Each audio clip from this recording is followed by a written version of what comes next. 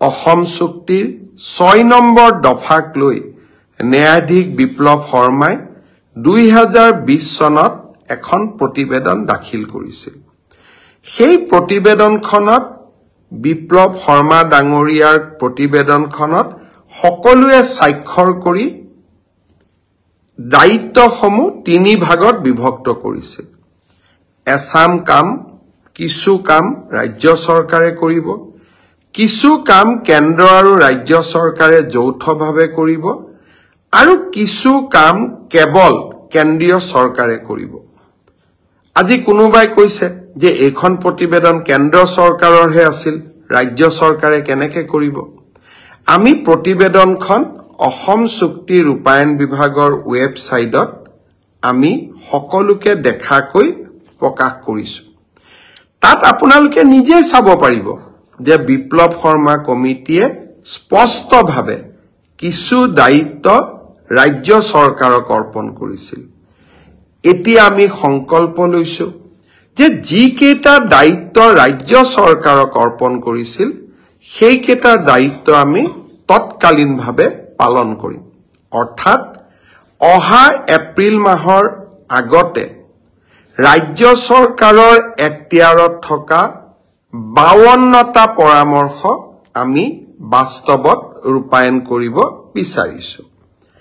বাকি 17টা পৰামৰ্শ যি কেন্দ্ৰীয় চৰকাৰৰ এখতিয়াৰৰ ভিতৰত থাকে সেইকেইটাৰ বিষয়েও ভাৰতৰ মাননীয় প্ৰধানমন্ত্ৰী নৰেন্দ্ৰ মোদী ডাঙৰীয়া আৰু ভাৰতৰ গৃহমন্ত্ৰী অমিত শাহ ডাঙৰীয়াৰ সৈতে মই কথা পাতিম।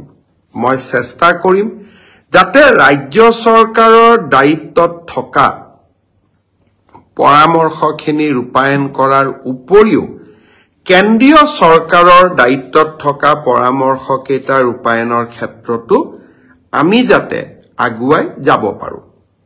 ইয়াকে লৈ কংগ্ৰেছ দলে মোক বেয়া পাইছে, ইয়াক লৈ দুই এজন সামাজিক বুলি নকওঁ, দুই এজন ৰাজনীতি কৰা ব্যক্তিয়ে মোক সমালোচনা কৰি সাংবাদিক মেলো পাতিছে।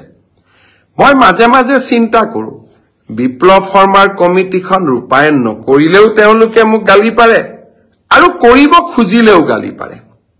কেনেকুৱা ধৰণৰ কথা এইটো হ'ব পাৰে? তেওঁলোকে স্পষ্ট কৰি কৈ দিয়ক যে ৰাজ্য চৰকাৰৰ দায়িত্বত থকাখিনি আমি কৰিব লাগে নে নালাগে। যদি নালাগে আমি নকৰো, কিন্তু কৰিব খুজিলে কয় আপুনি কিয় কৰিব খুজিছে, আৰু নকৰিলে কয় আপুনি কিয় কৰা নাই। এনেকেতো ৰাজনীতি নচলে। 52টা পৰামৰ্শ যদি ৰাজ্য চৰকাৰে কৰিব পাৰে আৰু আমি যাতে ৰাজনৈতিক সদিচ্ছাৰে এই কাম কৰো, অসমখন আগতকৈ সুৰক্ষিত নহব জানো? এই কথাবোৰ ৰাজনীতি কৰি থকা এছাম লোকে বুজিব নোখোজে। মেডিকেল কলেজ বনালে কয় যে সুবিধা পোৱা নাই। আৰে কলেজ এখন হলে তাৰ সুবিধাৰ গতিটো কোনে নিয়ন্ত্ৰণ কৰিব? আমাকতো সকলো সুবিধাই লাগে, কিন্তু সকলো সুবিধাৰ নামত আমি কি মেডিকেল কলেজ এখন নকৰিম নেকি? তাৰ মানে মেডিকেল কলেজখন নকৰিলেতো তাত আগত একোৱেই নাছিল। কিবা একোৱে নথকাতকৈ কিবা থকা ভাল নে বেয়া? কিছুমান মানুহে তাতো ভুল দেখে। বিপ্লৱ শৰ্মা কমিটিখন ৰূপায়ণ নকৰিলেও বেয়া পায় আৰু কৰিলেও কয় তাত ৰাজনীতি কৰিব খুজিছে। মই ভাবো যে অসমৰ ৰাইজে এইসকল ব্যক্তি যিসকলে কেৱল মাত্ৰ নিৰাশাৰ ব্যৱসায় কৰে তেওঁলোকক উপযুক্ত বাৰ্তা প্ৰদান কৰিব। এইখন অসম নিৰাশাৰ অসম নহয়, এইখন অসমক আমি আশাৰ অসম ৰূপে ৰূপান্তৰ কৰিব খুজিছো। পৰিৱৰ্তনৰ অসম হিচাপে ৰূপায়ণ কৰিব খুজিছো। এখন নতুন অসম, আকাশ চুব পৰা অসম। যোৱাকালি আপোনালোকে দেখিছে কংগ্ৰেছ দলৰ ৰাষ্ট্ৰীয় সভাপতি মল্লিকাৰ্জুন খাৰ্গেৰ ল'ৰা প্ৰিয়ংক খাৰ্গে যোন কৰ্ণাটকৰ মন্ত্ৰী, তেওঁ টুইট কৰিছে যে সেমি কণ্ডাক্টৰ ইণ্ডাষ্ট্ৰিটো কৰ্ণাটকতহে হ'ব লাগিছিল, অসমত কেনেকৈ সেমিকন্ডাক্টৰ ইণ্ডাষ্ট্ৰি হ'ব পাৰে মই আজি আপোনালোকক গৌৰৱেৰে ক'ব খুজিছো যে অসমত আমি সেমিকন্ডাক্টৰ ইণ্ডাষ্ট্ৰি আনি আজি কৰ্ণাটক চৰকাৰৰো আজি আমি টোপনি হেৰুৱাই পেলুৱাইছো তেওঁলোকেও শুব পৰা নাই যে অসমৰ দৰে দুখীয়া দেশ এখনে কেনেকৈ সেমিকন্ডাক্টৰ আনিব পাৰিলে মই কৰ্ণাটকৰ মন্ত্ৰীগৰাকী ক'ব খুজিছো অকল সেমিকন্ডাক্টৰতে আমি থমকি নৰওঁ এইখন অসমে আকাশ চুব আপুনি বিচাৰিলেও চুব আপুনি নিবিচাৰিলেও চুব মাত্ৰ কেইটামান বছৰ আমাক কাম কৰিব দিয়ক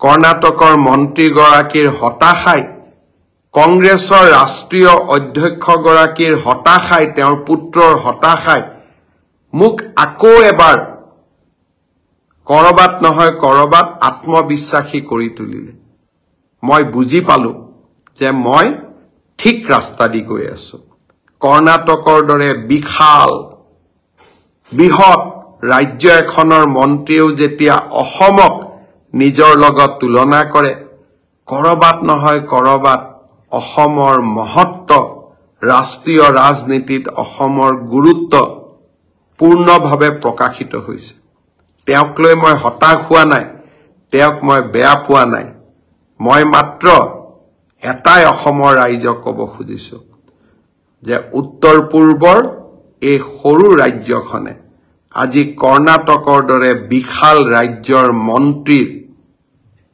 চকুৰ পৰা টোপনি কাঢ়ি লৈ যাব পাৰিছে কংগ্ৰেছ দলৰ সদস্যসকলক অনুৰোধ কৰিম অলপমান ৰাজ্যখনৰ বাবে আপোনালোকেও কৰবাত গৌৰৱ অনুভৱ কৰক নাম গৌৰৱ হলে নহব ৰাজ্যখনৰ বাবে গৌৰৱো কৰিব লাগিব আপোনালোকে কৰবাত নহয় কৰবাত কৰ্ণাটকৰ সেই মন্ত্ৰীগৰাকীক উত্তৰ দিয়ক যে অসমৰ ভৱিষ্যত এতিয়া আৰু কোনেও ধৰি ৰাখিব নোৱাৰে খুজলা খুৱলা মোৰ অসম এতিয়া আগবাঢ়ি যাবই আৰু অসমৰ ৰাইজৰ আশীৰ্বাদত আগবাঢ়ি যাব আপুনি বিচৰা বাতৰি পাব কেৱল নিউজ 18 এপত নিউজ 18 এপ ডাউনলোড কৰিবলৈ স্ক্যান কৰক এই QR কোড গুগল প্লে ষ্টৰতো পাব এই নিউজ 18 এপ